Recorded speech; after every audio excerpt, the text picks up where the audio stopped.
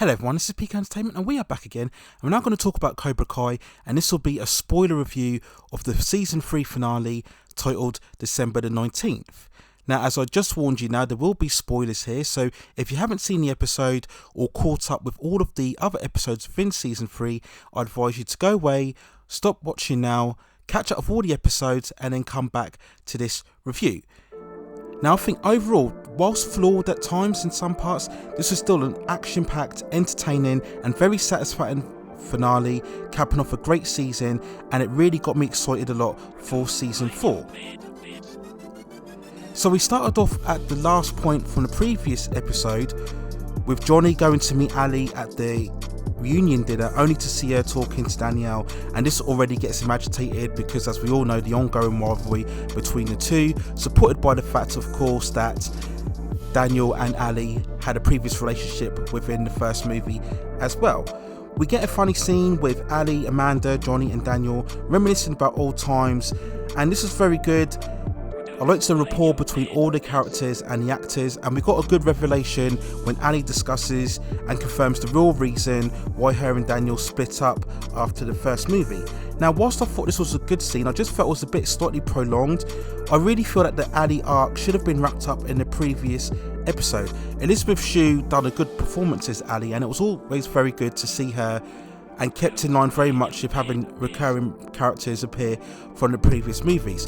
But I kind of felt the reunion with Johnny had been fully explored, so I would have appreciated more if the farewell between her and Johnny had been completed over the previous episode. And this scene very much again repeated the same beat as what we had in season 2. If you remember, I think it was the 8th episode where we had a dinner scene between Daniel, Amanda, Carmen and Johnny, and there was a similar back and forth between Johnny and Daniel while the female partners got on very well. So I just felt it was kind of repeating what we got before, and in terms of what happened later on within this episode, it didn't really feel that important. So whilst it was good and I liked the rapport between the characters, I felt this could have been maybe wrapped up within the previous episode. We then go to the LaRusso house where Samantha has hosted a Christmas party and set up a union between the Miyagi-Do and the Eagle Fan students, because they realise now that the threat of Cobra Kai has really come to a massive level, and the only way they can combat this threat is if they work together, which of course makes complete sense. So whilst they agreed to unite together, we didn't see one of the students thrown out the window. I believe this was the same student who had his mice fed to one of the cobras by Kreese back in, I think, in the King Cobra episode. So there's a very much of a laugh out moment there, and then this is when we see the emergence of the Cobra Kai students, who of course, led by Tori at this stage, are very much looking for revenge against the Miyagi-Do and Eagle Fang. Tori is at this point in full-on crazy and psycho mode, and she still blames Sam for him expelment from school. Now this of course leads to an all-out war as all students fight inside the house, and it really looked to reach the same epic levels as what we had within the school fight from the season 2 finale. Now, overall, whilst it didn't quite hit that same level of adrenaline-filled action, it was still a thrilling set piece, and it provided quite a novel situation, because within the school battle everything was out in the open, but this time within the house it was much more of a closed environment, and all students had to fight and hurdle over certain house objects and obstacles. So yeah, it was a different setup within the fight, but still very much great choreography, great set pieces, as we see lots of roundhouse kicks and punches. And what I like so much about this sequence is that it focused very much on the different characters. So we see Hawk have standout moments, we see Dimitri have standout moments, we cut back to Miguel, who clearly now hasn't regained his full fitness and form, and we've seen that as he's beaten down. And I like the fact that they didn't brush over the ultimate recovery of Miguel. There's still some way to go before he can regain that champion level that he achieved within season 1. So I like the fact that they still stick within the struggle of these certain characters. So it was a really epic, thrilling stuff all throughout this sequence, full of high octane and action and laugh out moments as well. And there were really two climactic points between this battle, and the first we deal with Hawk, who, as we all know, has really shifted and immersed himself fully into the extremities of the Cobra Kai philosophy. This was completely justified, of course, because we'd seen in season 1 how much he was victimised and bullied. But over the course of this 3rd season, Hawk has really been a bit more self-reflective and a bit more acknowledging of what's been going on, and maybe that the Cobra Kai under the tutelage of Kreese has gone too far, and he starts to question his actions. We know this, of course, when I think it was of the 6th episode or the 5th episode where he broke Dimitri's arm. So yes, they were quietly building the blocks for some sort of turning point. He's fighting through, and then he sees certain students looking to break Dimitri's arm again, and then that's when it hits him, and that's when he starts fighting them, and he joins back with the Miyagi-Do students, and him and Dimitri are seemingly best friends again. Now, I understand why they did this, because at some stage there had to be a point when Hawk kind of snapped out of this more egocentric bully persona that he had, and he had to come back, because really that's a really telling theme throughout the show of redemption and people making mistakes but then learning from them. So I understand that there had to be a turning point for Hawk, but I just felt this was a bit maybe too quick. You know, we spent a good time, particularly all of season 2, when he's been fully immersed in Cobra Kai, and then to all of a sudden just turn like that, and all of a sudden him and Dimitri are best friends again, even though we've continued that rivalry throughout this entire season here. So I just think it was a bit abrupt and it was a bit quick. It didn't really feel truly earned. So I think they really could have just branched that out a bit more, maybe have Hawk fight 1 or 2 of the Cobra Kai students, and then we save the kind of reconciliation with Dimitri for season 4. The other climatic point throughout this set piece was, of course, the much anticipated rematch between Samantha and Tori. As I mentioned before, Tori is completely obsessed with seemingly getting revenge between Sam. There was a further tension throughout this meeting because, as we all know, Sam has been suffering very much of a PTSD experience throughout this whole season following the events of the school brawl within season 2. She's been struggling to regain her form and integrate herself back into the school. And whilst I feel this was a decent fight between the two, it was a bit lopsided because, of course, Tori was seemingly much more powerful than Sam. Sam does fight back a bit, and we see this cool fight when they get the sticks together. And what made me laugh as well, we see Tori get the nunchuckers and she's twisting and turning them. She's full on crazy. I think it's a great character, it's a great performance. We did get some undercurrent of depth with Tori. I think it was in the 2nd episode throughout this season. So I think they will focus on that more in season 4. So Tori seems to get the upper hand on Sam, but the other students seem now have broken up with the fight within the house, but Tori is still very much in that vengeful phase. So I'm pretty sure this will continue within season 4, the ongoing rivalry between Sam and Tori. I believe there will probably be another rematch, and maybe this time Samantha will come out on top. So we will wait and see how they deal with that in season 4. We also had some more great flashbacks of Vietnam, and we really see the pivotal point and the origin of the Cobra Kai philosophy and how Kreese fully integrated it himself into the mentality. We had further stories here where we see the other soldiers are captured and forced to fight each other over a pit.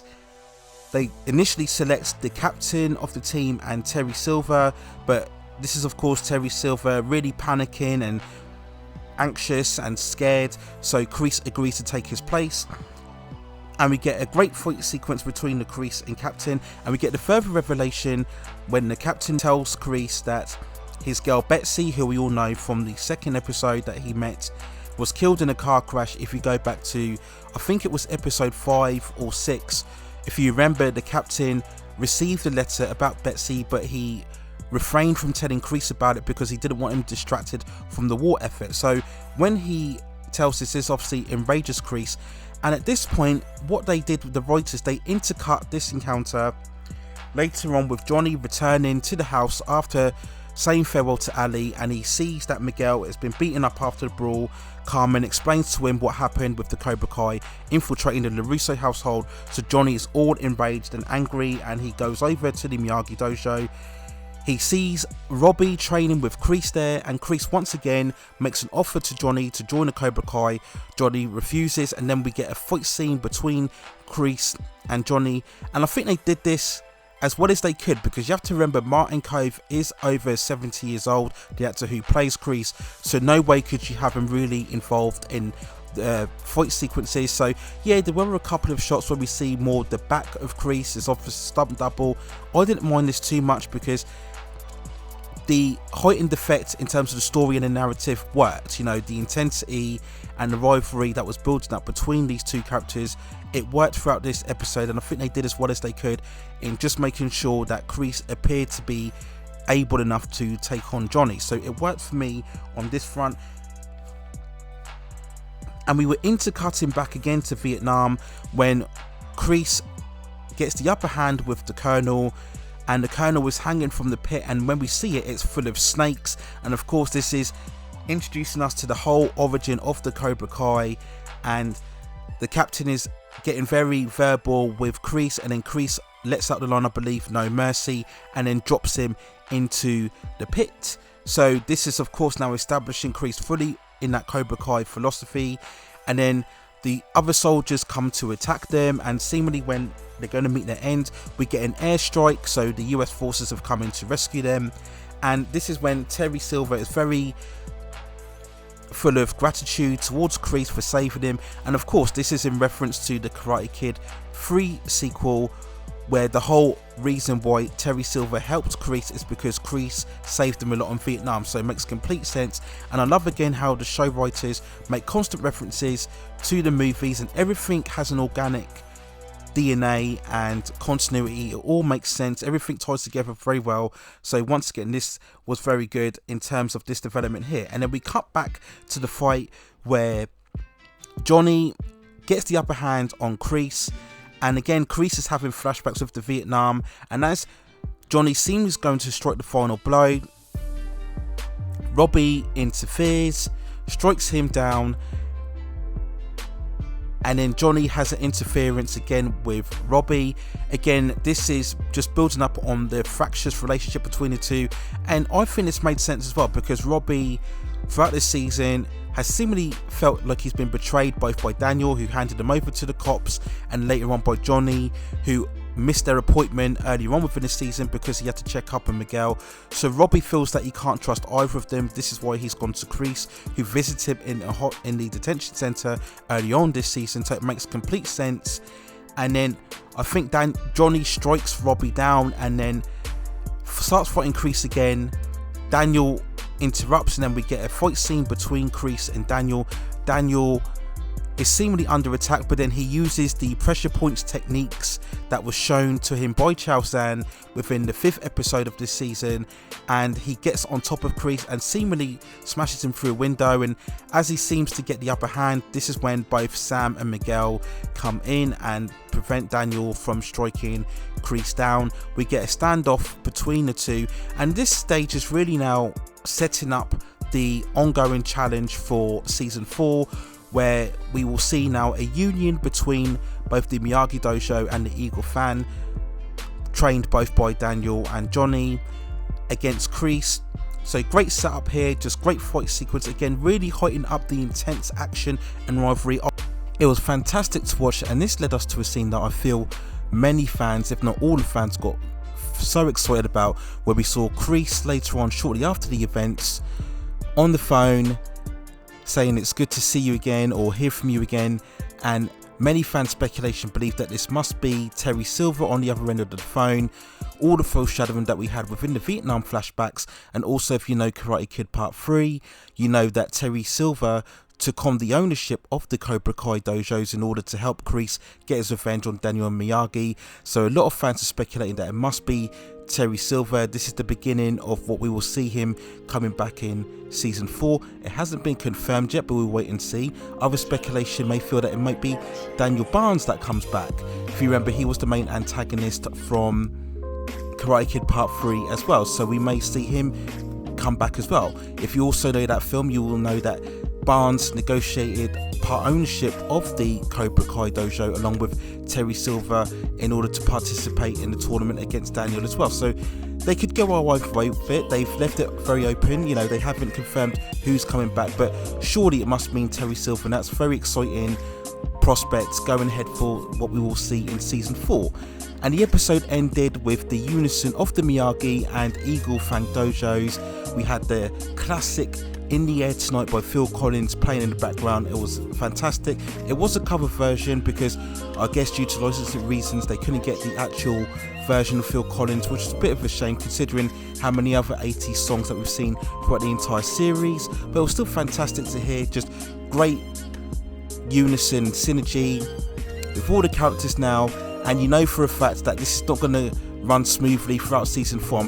I'm pretty confident we will see very much of a dysfunctional family, to put it lightly, as we'll probably see Daniel and Johnny struggle to combine their own training techniques together and as well implement those within the students as well. So just so much potential in overall what was, I think, a very satisfactory finale, action-packed, emotional highs and intensity, a few flaws here or there, but I think overall the end product was a satisfactory conclusion to what I feel might be the best season of the entire series.